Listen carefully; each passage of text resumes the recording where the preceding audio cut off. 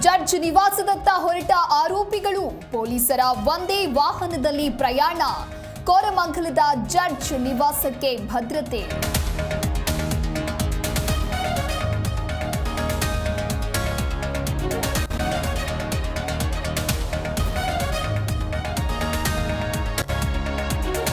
ಆರೋಪಿಗಳ medical test normal. ಮತ್ತೆ ಬೆನ್ನು ನೋವಿದೆ ಎಂದ ದರ್ಶನ್. ಅನ್ನಪೂರ್ಣೇಶ್ವರಿ ನಗರ ಠಾಣೆ ಬಳಿ ಫ್ಯಾನ್ಸ್ ಡ್ರಾಮಾ.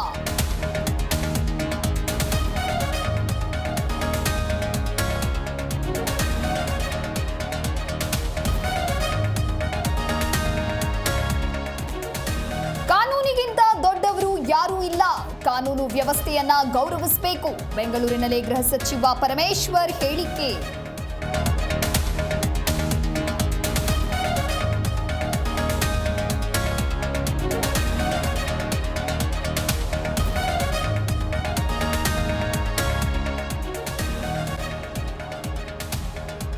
ಧರ್ಮಸ್ಥಳದ ಎಸ್ಐಟಿ ತನಿಖೆ ಹಿಂದೆ ಷಡ್ಯಂತ್ರವಿದೆ. ನಮ್ಮ ಪರಂಪರೆ ಹಾಳು ಮಾಡುವುದಕ್ಕೆ ಹೊರಟಿದ್ದಾರೆ.